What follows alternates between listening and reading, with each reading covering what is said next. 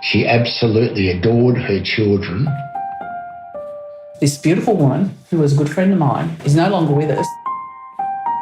There's enough circumstantial evidence. Can you believe it? 31 years. Australia as a society didn't really care about women who went missing. I just find that ludicrous. I believe her. This is definitely possible.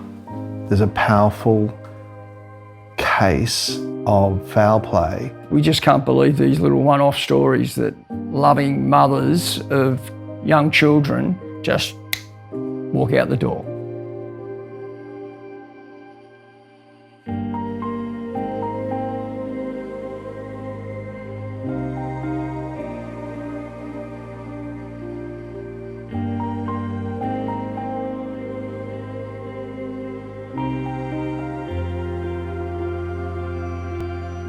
Welcome to something special we're doing as part of our Bronwyn investigation. We've spent the past couple of days invading Hedley Thomas's home just outside of Brisbane with the full crew who bring Bronwyn to life. We've got audio people, video people, we've brought Bronwyn Winfield's family members and the people who've been helping Hedley on his remarkable investigation, lawyers, former detectives and listeners who are deeply invested and knowledgeable about this story. Hedley, thanks for having us. It's been a big couple of days. It's been a pleasure. We've enjoyed having you, and getting into these subjects is difficult, but we wanted to do something different, something that we haven't done in the podcast episodes that will give you more and show you what's going on behind the scenes. Thanks for joining us.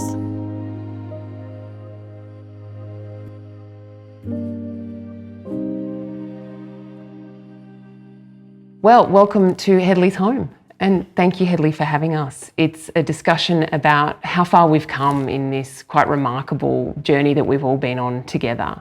I wanted to start by asking you, Michelle and Andy, how you first heard about the idea of Hedley and the idea of a podcast, and how it occurred to you that this might be something that was a possibility for working out what had happened to Bronwyn. I think I remember that Andrew's half-sister Kim had contacted Hedley because she'd been probably listening to The Teacher's Pet, and she did contact Andy and asked what he thought and was it a good thing, and she made the first approach to Hedley to see how it would, what he thought of it, really. I remember driving back from the Gold Coast and trying to respond to a lot of calls I'd missed and emails that I'd received, and it was late 2018, and one of those calls I returned was to Kim, and she told me the story of Bronwyn and how she'd really like to work with you and Andy and me and try and work out what had happened and try and get justice. So that was the start. Bronwyn's case was one I'd heard about the year before from meeting the coroner who ran the inquest in 2002, Carl Milovanovich. And the interview that I did with him was about Lynn and her case, but he mentioned Bronwyn's case and how he was really concerned about that case as well. And he made a very similar finding in that case to the one he made in Lynn's case. And so it was an obvious one for me to try to follow up, and that's why I was glad when Kim got in touch. I must admit that I had to sort of just put the whole thing aside.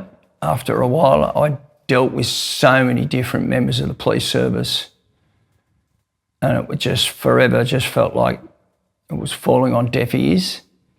And I just think for my sanity and well-being, I had to just finally be reserved to the fact that I really thought that they just weren't going to do anything. Where are we at? What's happening? Oh, nothing. Basically, it was just an annual phone call.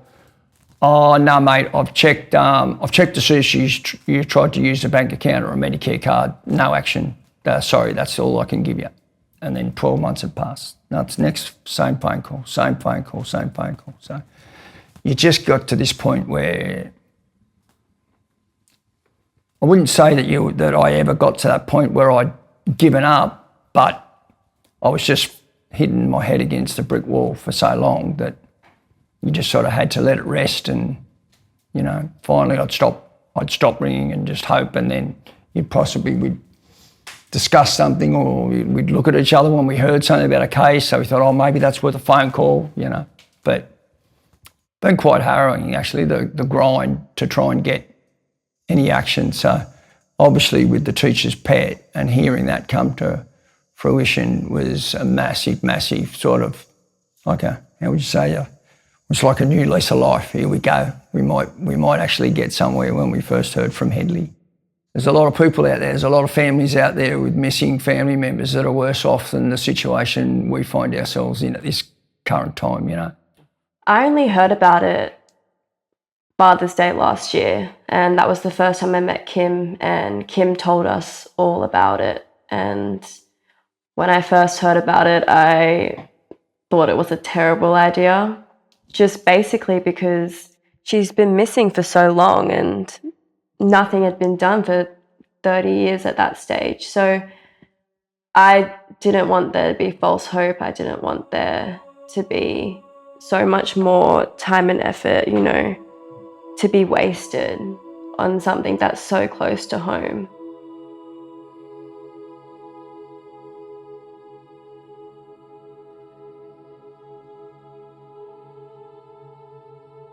A big part of journalism is getting people to trust us, and in these long-form podcast investigations, really we're asking families to go really deep into things that they might not necessarily want to talk about.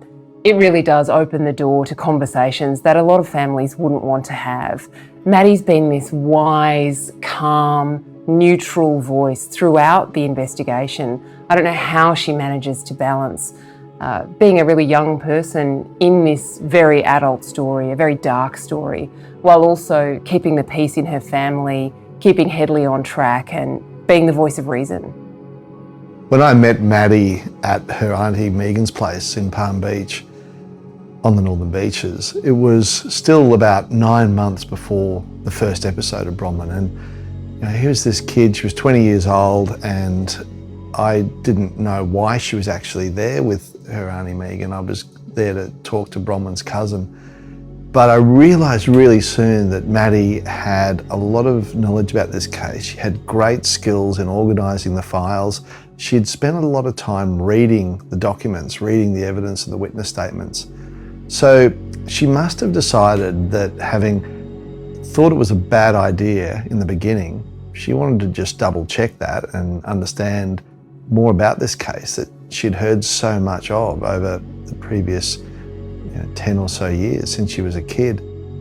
I think that, as well as being a huge help on organising the evidence and helping me see things that I hadn't identified, Maddie's been a great mediator, and she's helped me navigate through the family and through the difficulties that inevitably come up with some of the very sensitive angles and parts of this story that I felt needed to be properly told, needed to be told with sensitivity, but were always going to create some problems for people who are still very deeply affected by what's happened.